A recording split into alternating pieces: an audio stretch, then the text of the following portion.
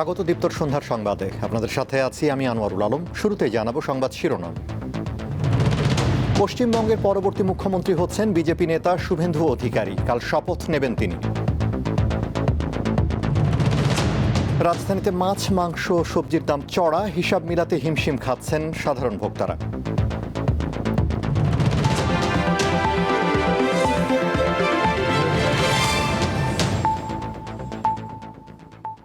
এবারে বিস্তারিত। পশ্চিমবঙ্গের পরবর্তী মুখ্যমন্ত্রী হচ্ছেন বিজেপি নেতা শুভেন্দু অধিকারী। কাল শপথ। আজ বিজেপির 207 জন বিধায়ককে নিয়ে কলকাতায় দীর্ঘ বৈঠক করেন বিজেপি নেতা ও কেন্দ্রীয় স্বরাষ্ট্রমন্ত্রী অমিত শাহ। বৈঠকের পর অমিত শাহ সাংবাদিকদের জানান, আলোচনায় 8টি প্রস্তাব এসেছিল, সব প্রস্তাবে একটি নাম ছিল। দ্বিতীয় নামের জন্য পর্যাপ্ত সময় দেওয়া হয়েছিল, কিন্তু তা আসেনি। তাই শুভেন্দু অধিকারীকে পশ্চিমবঙ্গের মুখ্যমন্ত্রী করার সিদ্ধান্ত হয়েছে। কলকাতার ঐতিহাসিক ব্রিগেড প্যারেড গ্রাউন্ডে শপথ নেবেন শুভেন্দু অধিকারী। এ লক্ষ্যে নেওয়া হচ্ছে ব্যাপক প্রস্তুতি। জোরদার করা হয়েছে নিরাপত্তা। শুভেন্দুর শপথ অনুষ্ঠানে প্রধানমন্ত্রী নরেন্দ্র মোদীর উপস্থিত থাকার কথা রয়েছে।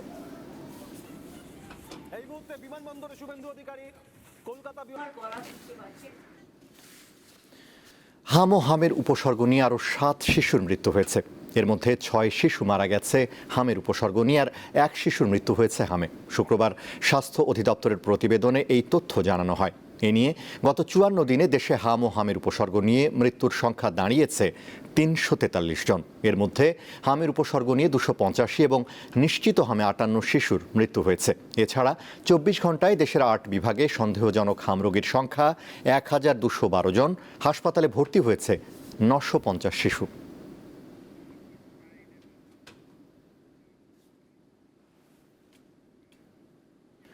বৃষ্টির অজুহাতে বাজারে বেড়েছে অধিকাংশ সবজির দাম। প্রায় সব ধরনের মাছ ও গরু, খাসির মাংস রয়েছে সাধারণ ক্রেতার নাগালের বাইরে। এ অবস্থায় প্রয়োজনীয় পণ্য কিনতে বাজেটের সাথে হিসাব মিলাতে হিমশিম খেতে হচ্ছে ভোক্তাদের। ফারুক ইসলাম পেশায় একজন নিরাপত্তা কর্মী। রাজধানীর শেখেরটেকের বাসিন্দা তিনি। স্ত্রী, স্কুল পড়ুয়া মেয়ে ও ছেলেকে নিয়ে 4 জনের সংসার তার। বেতন পেয়ে তিনি বাজারে এসেছেন প্রয়োজনীয় পণ্য কিনতে, কিন্তু সামান্য টাকায় কোনটা রেখে কোনটা কিনবেন মিলছে না সেই হিসাব। বেতন কিছু কম, যে টাকা পাই এই টাকা পোষে না, যে টাকা পাই সংসারে চলে যায়। ফারুক ইসলামের মতো নিম্ন ও মধ্যবিত্ত প্রায় সব পরিবারের একই চিত্র। আগে থেকেই নাগালের বাইরে থাকা অনেক পণ্যের দাম আবারও বেড়েছে। এই তালিকায় রয়েছে চাল, তেল, সবজি, মাছ ও মাংস। সবজির দাম সেঞ্চুরি কোটা পার হওয়ায় সবচেয়ে বেশি বিপাকে পড়েছে সাধারণ মানুষ। আপনি যে রাত দিবেন 100 টাকা, 90 টাকা, 80 টাকা, 100 টাকা, মানে 100 পর্যন্ত 140 টাকা কেজি। বৃষ্টি হইতে কৃষকের ফসল অনেক নষ্ট হয়ে গেছে। যেমন আমরা কয়েকদিন আগে এই সিজনে এখন ঢেঁড়স বেচতাম 40 টাকা কেজি, 30 টাকা কেজি। এখন ঢেঁড়স বেচতেছি 60 টাকা কেজি, 70 টাকা কেজি।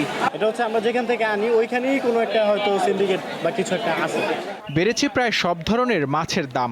গরুর মাংস 800 টাকা কেজি আর খাসির মাংস 1200 টাকা কেজি দরে বিক্রি হচ্ছে। তাই সাধ্যের মধ্যে না থাকায় অনেকে দূরে থাকছেন মাছ ও মাংস থেকে। সব মাছই কম বেশি দেখলাম, কিন্তু আজকে অনেক বেশি মনে হচ্ছে। এগুলো সব তো কাস্টমারদের উপরে থেকে নিতে হয়। যারা ভোক্তা তারা দিতে আছে, যেমনি আমরা দিয়ে আসতে আছি, আমরা আরেকজনের থেকে নিতে আছি।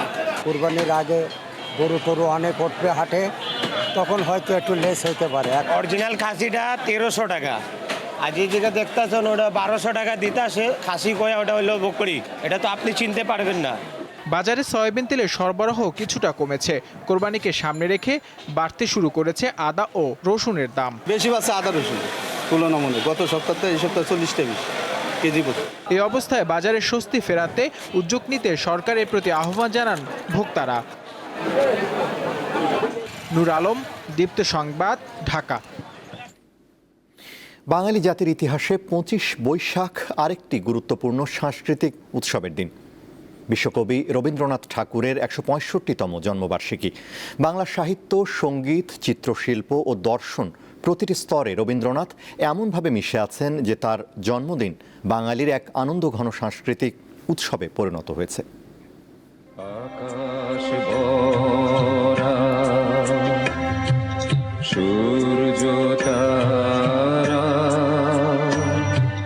জোড়াসাঁকোর ঠাকুরবাড়িতে সার্ধশত বছর আগে যে রবি কিরণের আবির্ভাব হয় তার দীপ্তি এখনো পৃথিবী জুড়ে।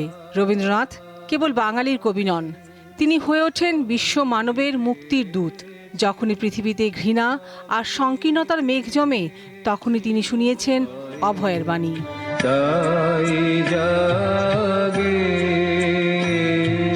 রবীন্দ্রনাথের দৃষ্টিতে দেশপ্রেম কখনোই সংকীর্ণ জাতীয়তাবাদে সীমাবদ্ধ ছিল না, তার প্রেম ছিল অখণ্ড মানবতার প্রতি।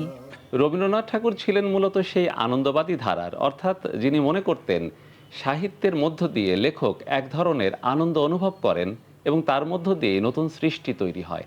এটা তার কাছে মনে হলো প্রথম বিশ্বযুদ্ধের পরপরই। তিনি তখন বলাকা কাব্য লিখছেন এবং দেখছেন যে মানুষের এই পৃথিবী ধ্বংসের কিনারায় এসে পৌঁছেছে। তখন তিনি মনে করছেন যে এই যুদ্ধ থামানো সম্ভব নয়, এই সংঘাত অনিবার্য। তখন তিনি বলছেন যে এই ধ্বংসের মধ্য দিয়েই নতুন কিছু সৃষ্টি হবে, আর সেই সৃষ্টির সবকিছু গড়ে তুলবে নতুন এক মানুষ, নতুন প্রজন্ম।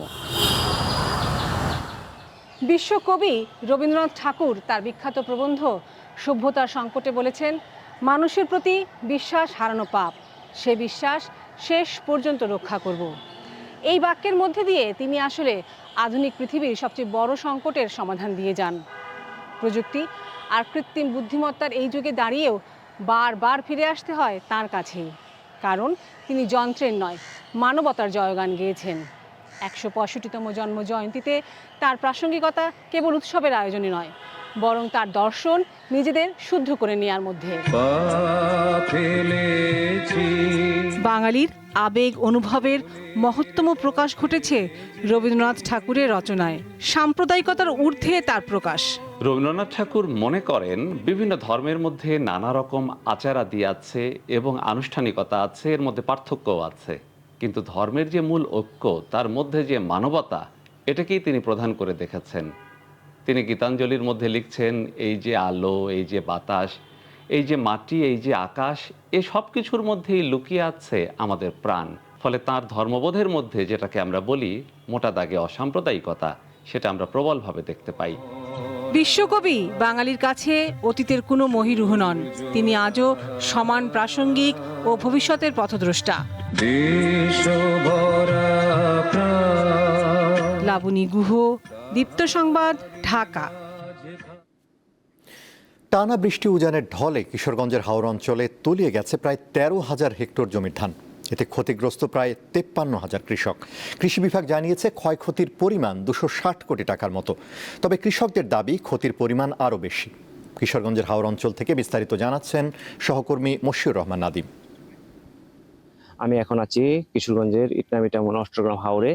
এখানে আসলে সরেজমিনে এসে যেটি দেখা যায় যে এখনো কৃষকরা তারা এই যে পানির নিচে তলিয়ে যাওয়া ধান, তারা সেটি কর্তন করে নৌকায় করে নিয়ে আসছেন এবং সেটি রেখে বিভিন্ন জায়গায় স্তূপ করে রেখে দিয়েছেন। জলাপানি পর্যন্ত আমরা ধান কাটন লাগতেছে, অনেক কষ্ট করে করছে, অনেক তো কষ্ট করে নেওয়া লাগতেছে। আমার মনে হয়েছে পানির মাঝে অনেক ক্ষেত্রে রয়েছে, 10 কেয়ারের মতো আমার পানির তলে রয়েছে। গত 10-12 দিন যাবত কোনো ধরনের আসলে রোদ না উঠায় সেখান থেকে চারা গাছ গজিয়েছে বা গন্ধ বের হয়েছে। কৃষকরা বলছে যে এই গন্ধযুক্ত ধান বা চারা গাছযুক্ত ধান, এই ধান তারা খুব অল্প মূল্যে বিক্রি করতে হবে এবং তারা যে এই যে পত্তন নিয়ে যে তারা শুরু করেছিল যে কৃষিকাজ, তারা যে ঋণের বোঝাটা অনেক বেড়ে গেছে। তারা যেটা বলছে যে তাদের এই ঋণ কিভাবে পরিশোধ করবে তারা জানেন না। এটা কানিকাত বেঞ্জিল আমি 10,000 টাকা দিয়া আমার পরে কাট কাটাইছি আর 15,000 টাকা দিয়া, আবার নৌকা ভাড়া 2 দিনে গাড়াইছি আবার 6,000, গেছে মোটমাটি 31,000, ধান বেচি 20,000 টাকা। ওখান আমার সারা বছর কাটলাম খেতে তোলে, ওখানে আরো 11,000 টাকা। ওখানে আমি কি করি টাকা চলে যা বাড়ি। এখানকার যে পানি উন্নয়ন বোর্ড আছে তারা বলছেন যে ইটনার যে ধনুবলাই নদী আছে, চামড়াঘাটের মগরা নদী আছে, অষ্টগ্রামের কালনী নদী ও ভৈরবের যে মেঘনা নদী আছে, পানি সেন্টিমিটার অনেকটা কমে এসেছে। কৃষি বিভাগ বলছে এই চলতি বোরো মৌসুমে ১,৬৮,২৬২ হেক্টর জমিতে বোরো আবাদ করা হয়েছে। এর মাঝে হাওড়ি করা হয়েছে ১,০৪,৮০০ একর জমি। কিশোরগঞ্জ হাওড় অঞ্চল থেকে মশিউর রহমান, দীপ্ত সংবাদ। কোরবানি ঈদকে সামনে রেখে পশু লালন পালনে ব্যস্ত সময় পার করছেন বরিশালের খামারিরা। চাহিদার বিপরীতে পর্যাপ্ত মজুদ থাকলেও গোখাদ্য, জ্বালানি তেলের মূল্য বৃদ্ধি ও পরিবহন ভাড়া বৃদ্ধির প্রভাব কোরবানির বাজারে পড়বে বলে মনে করেন সংশ্লিষ্টরা। 10 উপজেলায় ছোট বড় খামারের পাশাপাশি প্রত্যন্ত অঞ্চলেও চলে পশুপালন। তাদের মূল লক্ষ্য কোরবানির ঈদকে ঘিরে ভালো লাভ করা। প্রতি বছর 2-4টি গরু শখের চুলায় পালি। এই 5টা গরুরে আমার মনে হয় মাসে 25,000 টাকার উপরে বিট আর বসি খাওয়াই। তবে বিদ্যুৎ সংকটে খামার পরিচালনায় সমস্যা হচ্ছে বলে অভিযোগ উদ্যোক্তাদের। পাশাপাশি জ্বালানি তেল ও পরিবহন ভাড়া বৃদ্ধির প্রভাব কোরবানির পশুর দামের ক্ষেত্রে পড়বে বলে মনে করেন খামারিরা। খাবারের যে দাম ন্যায় করছি যে পালন করিয়া ভালো দামে বিক্রি করবো। সকাল বিকাল খাবার দেই, দুপুরে আবার গরু গোসল দেই। গরুর রোগ বেলা না হয় এগুলো দেখাশোনা করি। স্টেরয়েড মানে কোনো হরমোন জাতীয় এগুলো কোনো ইউজ করি না। আমাদের যে গরু একদম ন্যাচারালি পদ্ধতিতে গরুগুলো মোটা তাজা করা হয়। পশুর হাটগুলোতে মনিটরিং এর জন্য 23টি মেডিকেল টিম কাজ করবে বলে জানায় জেলা প্রাণী সম্পদ বিভাগ। চাহিদা হলো 1,26,000 আর আমাদের অ্যাভেইলেবল আর কি প্রাপ্যতা হবে 1,29,000 গবাদি পশু আছে এবং প্রায় 3,000 গবাদি পশু আমাদের সারপ্লাস থাকবে।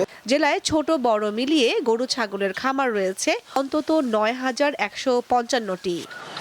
কামরুন নাহার, দীপ্ত, বার্তাকক্ষ। আন্তর্জাতিক। যুক্তরাষ্ট্র ইরান স্থায়ী শান্তি প্রক্রিয়া এখনও টেবিলেই সীমাবদ্ধ। তেহরান থেকে দেওয়া সবশেষ বার্তায় জানানো হয় যুক্তরাষ্ট্রের দেওয়া প্রস্তাব পর্যালোচনা চলছে। এর মধ্যেই আবার নিজ জলসীমায় একটি তেলবাহী ট্যাঙ্কারে হামলার জবাবে যুক্তরাষ্ট্রের যুদ্ধজাহাজে পাল্টা হামলা চালানোর দাবি করেছে ইরানের সামরিক বাহিনী। বার্তা সংস্থা রয়টার্স জানায় আঞ্চলিক কিছু দেশের সহযোগিতায় ইরানের বেশ কিছু বেসামরিক এলাকায় যুক্তরাষ্ট্র বিমান হামলা চালিয়েছে।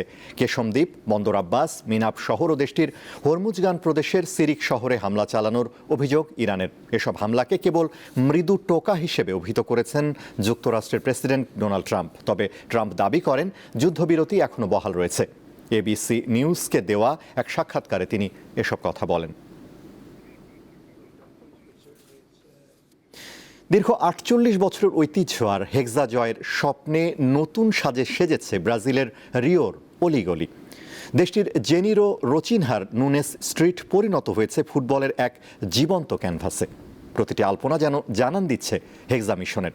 এই উন্মাদনা কি কেবলই সাজসজ্জা না বিশ্বজয়ের আগাম গর্জন? ফুটবল মানেই আবেগ, আর এই আবেগের নাম যদি হয় ব্রাজিল তাহলে গল্পটা হয়ে যায় ভিন্ন। বিশ্ব আসর শুরু হতে এখনো বাকি পাক্কা 1 মাস। তার আগেই উৎসবের নগরীতে পরিণত হয়েছে ব্রাজিলের রিও নগরী। 1978 সাল থেকে শুরু প্রতিটি বিশ্বকাপের আগে রঙের তুলি রঙিন সাজে নিজেদের উৎসব শুরু করেন ব্রাজিলের জেনিরো রোচিনহার বাসিন্দারা। ছোট বড় সবাই মিলে রং মাখানো নয়, যেন ফুটিয়ে তোলেন নিজেদের স্বপ্ন। আমার কাছে এটা অবিশ্বাস্য লাগছে।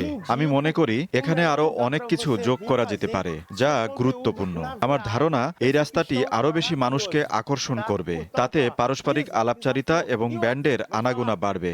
একজন স্থানীয় ব্যবসায়ী হিসেবে আমি এটা খুবই পছন্দ করছি। রাস্তাটির এই রঙিন রূপান্তর উদযাপনের চেয়েও বেশি কিছু। এটি সম্প্রদায়ের বন্ধনকে শক্তিশালী করবে এবং দেশের ক্রীড়া পরিচয়কে আরো সুদৃঢ় করতে সাহায্য করবে। হলুদ, সবুজ আর নীল রঙে রাঙিয়ে তোলে নিজেদের অস্তিত্ব। এবারের আয়োজন একটু আলাদাভাবে ফুটিয়ে তুলেছেন তারা। বিশ্ব আসরের 3 আয়োজক মেক্সিকো, কানাডা ও যুক্তরাষ্ট্রের পতাকাও শোভা পাচ্ছে রিও ডি জেনিরো রোচিনহার দেয়ালে দেয়ালে। প্রতিবেশীদের উদ্যোগেই আমরা আমাদের এই পুরনো কাজটি আবারও শুরু করতে উদ্বুদ্ধ হয়েছি। রঙের মাধ্যমে বিশ্বকাপের প্রতিযোগিতামূলক চেতনাকে পুনরুজ্জীবিত করার সিদ্ধান্ত নিয়েছি। 24 বছরের ট্রফি খরা যেন এবার কেটে যায় ভিনিসিও জুনিয়রদের রাজকীয় হাসিতে। রঙের ছোঁয়ায় এটাই যেন একমাত্র প্রার্থনা সিলেসবাসীদের। মোহাম্মদ হাসিব, দীপ্ত স্পোর্টস।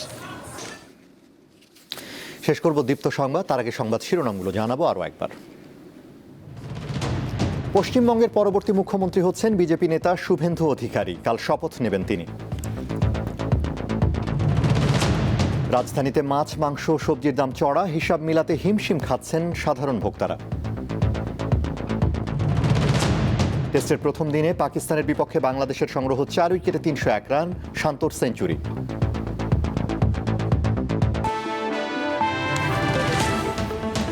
ছিল এখনকার মতো। এছাড়া আরও তথ্য ও বিনোদনের খবর পেতে যুক্ত থাকুন দীপ্তর ডিজিটাল প্ল্যাটফর্মগুলোতে। ধন্যবাদ।